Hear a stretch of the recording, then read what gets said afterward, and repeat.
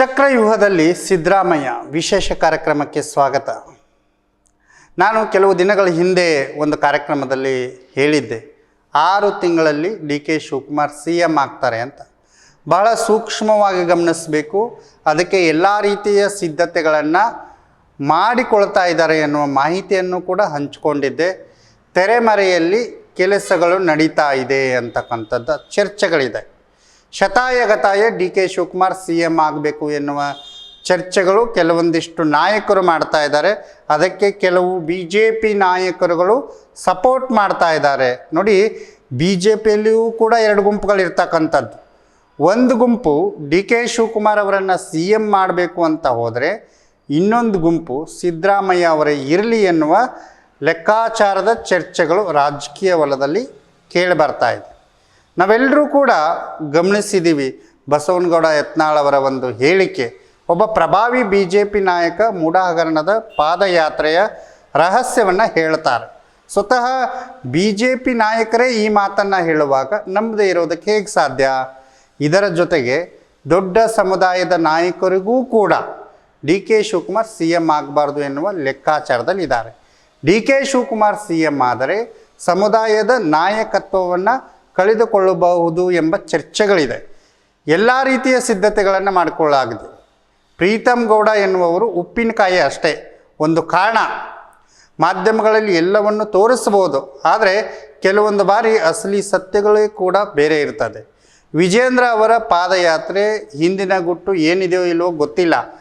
ಅವರದ್ದೇ ನಾಯಕರುಗಳು ಹಲವಾರು ರೀತಿಯ ಕಾಮೆಂಟ್ಗಳನ್ನು ಮಾಡ್ತಾರೆ. ಒಂದು, ವಿಜೇಂದ್ರ ಪಾದಯಾತ್ರೆ ಮಾಡಿದರೆ ಅದರ ಒಟ್ಟು ಕ್ರೆಡಿಟ್ BJP ಅಥವಾ ವಿಜೇಂದ್ರ ಅವರಿಗೆ ಹೋಗುತ್ತೆ, ಅಥವಾ ಮೈಸೂರು ಭಾಗದಲ್ಲಿ JDS ಅಸ್ತಿತ್ವ ಇರೋದರಿಂದ BJPಯ ಪಾದಯಾತ್ರೆ JDS ಅಸ್ತಿತ್ವವನ್ನು ಕುಂದಿಸುತ್ತೆ ಎನ್ನುವ ಚರ್ಚೆಗಳು ಕೂಡ ರಾಜಕೀಯ ವಲಯದಲ್ಲಿ ಕೇಳಿದೆ.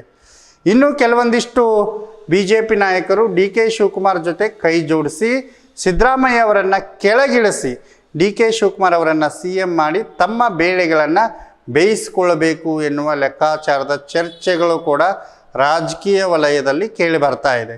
ಇನ್ನೊಂದು ಕಡೆ ಡಿ ಕೆ ಶಿವಕುಮಾರ್ CM ಆದರೆ ಕೆಲವೊಂದಿಷ್ಟು ಸಮುದಾಯದ ಹಿಡಿತ ಡಿ ಕೆ ಶಿವಕುಮಾರ್ ಕೈಗೆ ಹೋಗಬಹುದು ಎನ್ನುವ ಚರ್ಚೆಗಳಿದೆ. ಈ ಎಲ್ಲ ಚರ್ಚೆಗಳನ್ನು ಇಟ್ಟುಕೊಂಡು ಸಿದ್ದರಾಮಯ್ಯ ಅವರನ್ನು ಕುರ್ಚಿಯಿಂದ ಇಳಿಸೋದಕ್ಕೆ ಒಂದು ವ್ಯೂಹನ ರಚನೆ ಮಾಡಲಾಗಿದೆ. ಆ ಚಕ್ರವ್ಯೂಹದಲ್ಲಿ ಸಿದ್ದರಾಮಯ್ಯ ಸಿಕ್ಕಾಕೊಂಡಿದ್ದಾರೆ. ನೋಡಿ, ಮೊದಲಿದ್ದ ಸಿದ್ದರಾಮಯ್ಯ ಅವರಿಗೂ ಈಗ ಇರ್ತಕ್ಕಂಥ ಸಿದ್ದರಾಮಯ್ಯ ಅವ್ರಿಗೂ ಭಾಳ ವ್ಯತ್ಯಾಸ ಇದೆ. ಒಂದಷ್ಟು ಸ್ಮೂತ್ ಆಗಿದ್ದಾರೆ ಅಂತ ಹೇಳಲಾಗ್ತಾ ಇದೆ.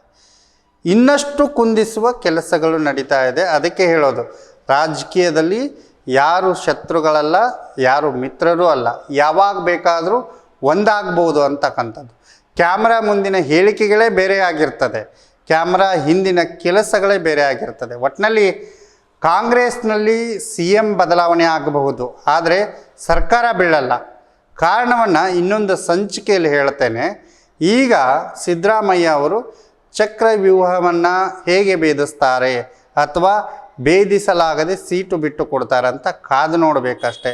ಒಟ್ಟಿನಲ್ಲಿ ಯತ್ನಾಳ್ ಅವರ ಹೇಳಿಕೆ ಮತ್ತು ಕುಮಾರಸ್ವಾಮಿ ಅವರ ಹೇಳಿಕೆ, ಈ ಎಲ್ಲ ಹೇಳಿಕೆಗಳನ್ನು ಮತ್ತು ಕೆಲವೊಂದಿಷ್ಟು ನಾಯಕರ ವರ್ತನೆಗಳನ್ನು ಗಮನಿಸಿದಾಗ BJP ಒಬ್ಬರನ್ನು CM ಮಾಡಬೇಕು ಅಂತ ಒಂದು ಗುಂಪು ಸಿದ್ಧ ಆದರೆ, ಇದೇ BJPಯಲ್ಲಿ ಸಿದ್ದರಾಮಯ್ಯ ಅವರೇ CM ಆಗಲಿ ಅಂತಕ್ಕಂಥ ಒಂದು ವರ್ಗದ ಗುಂಪು ಇರ್ತಕ್ಕಂಥದ್ದು.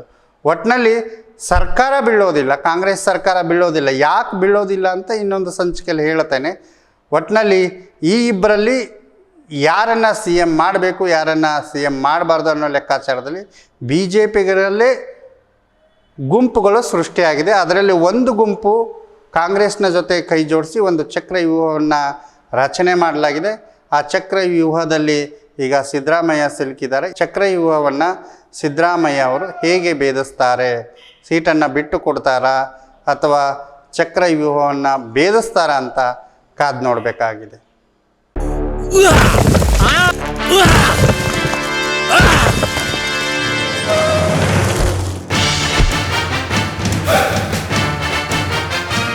ಅಸಲಿ ಇಲ್ಲಿದೆ.